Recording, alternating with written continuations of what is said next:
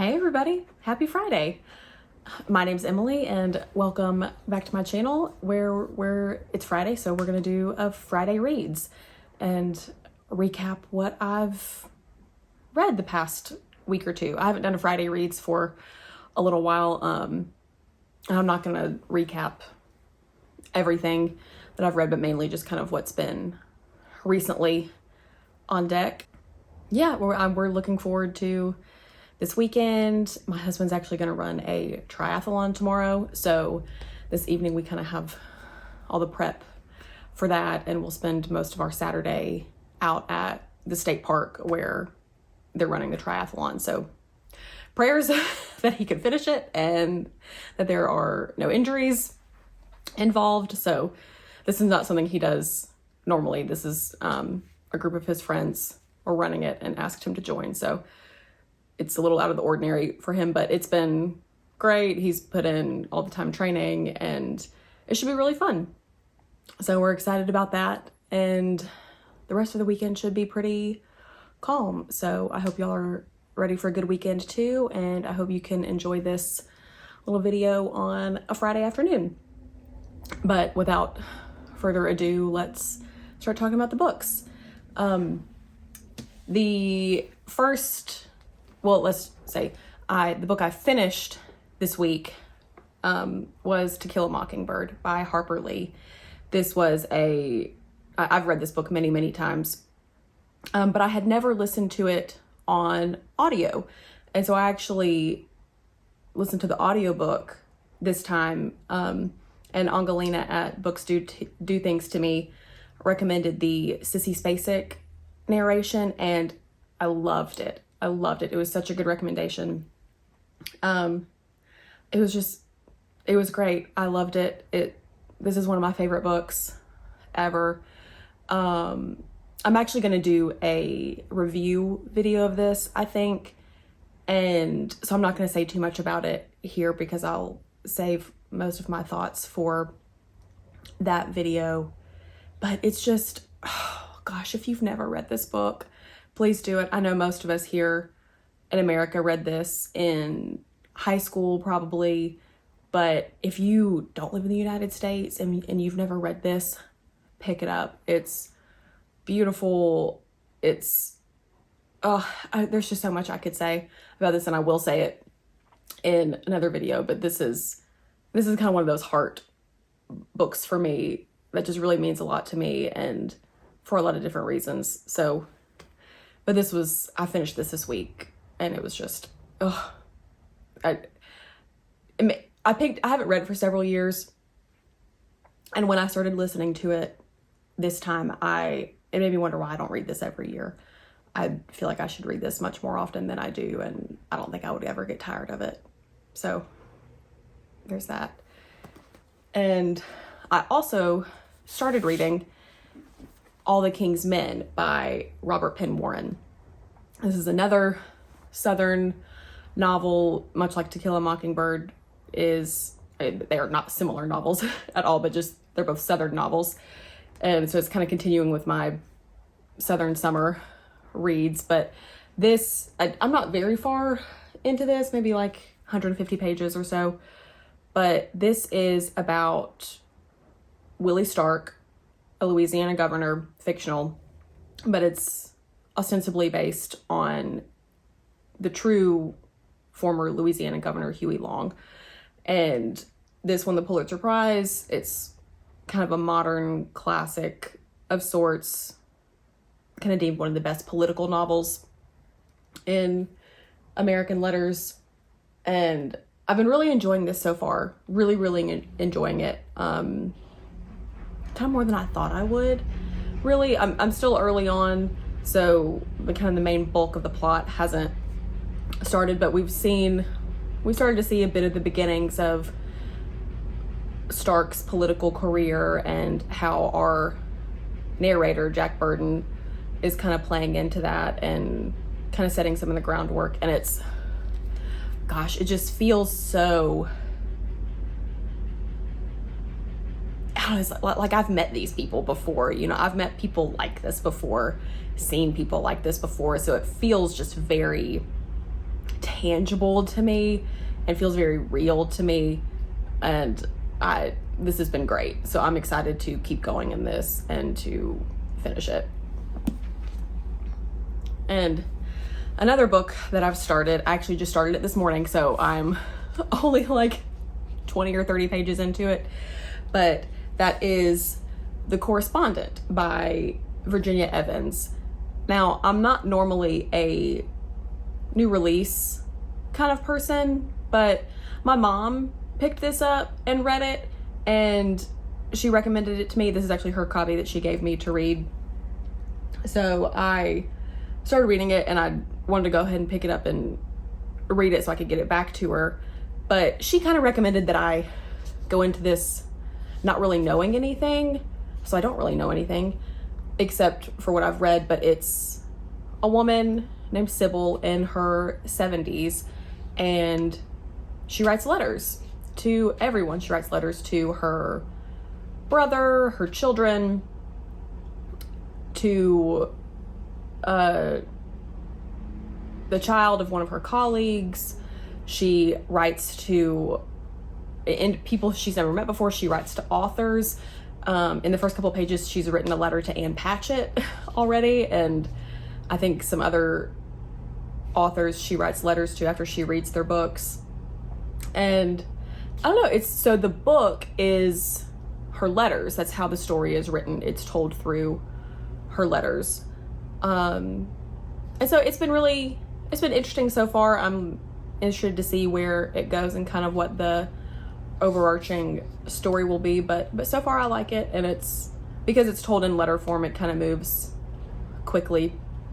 But this has been cute so far, and I'll let you know how it goes and if it's something you should check out too. Okay, so if you don't want to hear about romantasy books, skip on ahead to the end where I talk about what's coming up next for me. But I could say that I read some of these for Garb August, which is partially true, but it's also true that I got a Kindle for my birthday, and I've been having a lot of fun just playing around on Kindle Unlimited. So some of these are just because of that. But I read a few trashy romantasy books just to have something that didn't take a lot of brain power to finish. So I'll talk about some of these here if you're at all interested in those. But the first two that I read were The Wolf King and The Night Prince by Lauren Palfreyman. I'm sorry if I'm mispronouncing her last name, but it's a duology right now. I think there's a third planned. Actually, yes, there is a third planned, but these have been kind of billed as romantasy meets Outlander, that the initial love interest has like Jamie Fraser vibes, and I don't know how I feel about that. I think the only similarities to Outlander are that these people are in clans and wear kilts, and I'm detecting no Jamie Fraser vibes from this primary love interest, so I'll disagree with that. I can see where she was maybe trying to go that way, but did not succeed. Okay, so in these books, our main female character is Aurora. She is a princess of the Southlands Kingdom, and there's another kingdom that is filled with wolves, capital W, wolves. These are men who shift into werewolves at the full moon. And we're not calling them werewolves, though. They're just wolves, wolf shifters. And the Southlands Kingdom is at war with all the wolf clans. And our Aurora, the princess, gets captured at the beginning by Callum, one of the alphas of one of these wolf clans. So that's kind of how it starts, and all your typical romantasy things ensue. This did feel, the initial love interest, Callum and Blake, who you can kind of tell is going to be like the secondary love interest, it feels like a ripoff of A Court of Thorns and Roses with Tamlin and Rhysand. To me, it just feels like a copycat of that dynamic. So, I mean, if you like that dynamic, then maybe you'll like these. But I mean, I didn't really care for these books. I hated this female main character. I did not like Aurora at all. She was insufferable to me. She was an absolute brat, made ridiculous decisions. I did not care for her at all. The next one I read was Guild by Raven Kennedy. This is the first in a 6-book series called the Plated Prisoner series. This one was okay. I felt like not all that much happened, although I have heard from a lot of people that the first book in this series, you almost kind of have to get through the first book to really enjoy what comes in the rest of them, and that this book is just kind of what you have to get through to enjoy all the other ones. But this is a King Midas retelling, and the male main character in the first book, his name is Midas, and he, can turn everything to gold that he touches. And our main female character is Auren, and she has been gold touched by Midas, but he keeps her, she doesn't say that she's being kept prisoner, but she is kept in a cage by him, not allowed out into the world. This is a very Stockholm syndrome-y kind of book, but I guess I won't say all that much more than that because it could be spoilery. But again, this was okay, not my favorite. Let me tell you this, having read a couple more of these romantasy books on Kindle Unlimited, I have a bit more of an appreciation for Sarah J. Maas and Rebecca Yarros, I guess, because while those books are not the most well-written things, they are certainly leaps and bounds better than these books that I've read recently. So we'll say that. I mean, I guess I haven't read the rest of this Plated Prisoner series. TBD on whether or not I will or not. But yeah. Okay, but the fourth one I read, fourth and the last in this video, I actually did like significantly better than these other three, and that is Direbound by Sable Sorensen. Now, this is pretty straight up, seems like a Fourth Wing ripoff. I should say ripoff because it's not exactly the same, but there are so many similarities that it's really difficult to not believe that it was highly inspired by Fourth Wing. But it's basically Fourth Wings, and you replace the dragons with dire wolves. So if you like Fourth Wing and you like dogs, pick up Direbound. This one I did enjoy more than the Wolf King, the Night Prince, and Guild. This one, it was much more engaging. It was pretty fast paced. I wanted to keep going. The writing, while not amazing, was better in my opinion than the other three. I liked the story better.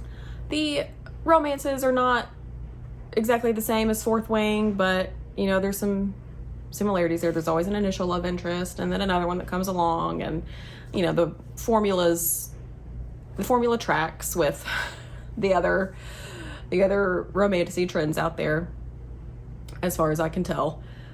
But yeah, this one was actually okay. I think there's another book planned that's coming next year, and I'll probably, assuming that one also comes out on Kindle Unlimited, I'll probably go through that one as one of my decompression reads, So yeah, all right, those are some of my Garb August.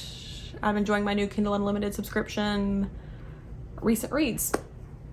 But okay, so what is to come soon? So Faulkner in August is going on, and the community read is Go Down Moses. I have not yet had an opportunity to start this, just with other work and life things going on, but I do still want to read this. I'm gonna try to start it next week. If I don't get to it though in August, I'm still gonna try to read it. But this is a series of interconnected short stories. So yeah, I'm gonna try to get to this soon. And the other thing I want to get to soon is The World Ending Fire by Wendell Berry. It's a collection of his essays, and I adore Wendell Berry so much. I've read a couple of his novels and short stories and a little bit of his poetry, and I've read one or two of his essays, but I haven't read a whole collection of them. So I really kind of want to go through these, and this will probably kind of be like my nightstand book that I'll probably read, like an essay before bed kind of thing. So yeah, I want to read more of Wendell Berry's essays than I have. I really enjoy him. There's something about his writing that just, I don't know, it just does it for me. I really like his prose and the conclusions he draws and the way he approaches things. So yeah, so there's that. So those are all of my recent reads and things I'm hoping to get to soon, but I hope all of y'all have a fantastic weekend. And I have, I don't know, kind of a lot of videos that I'm excited about filming soon. I want to do my To Kill a Mockingbird video, and I want to do a little video kind of in honor of college football season coming up that I hope will be kind of fun. And I know Labor Day is coming up, a long weekend, and so I kind of have a couple books I want to recommend for the long weekend. And I don't know, I just have a few videos that I'm excited about filming coming up, so I hope y'all will stick around for all of those too. But I hope y'all have a great weekend, and I'll talk to y'all soon. Bye.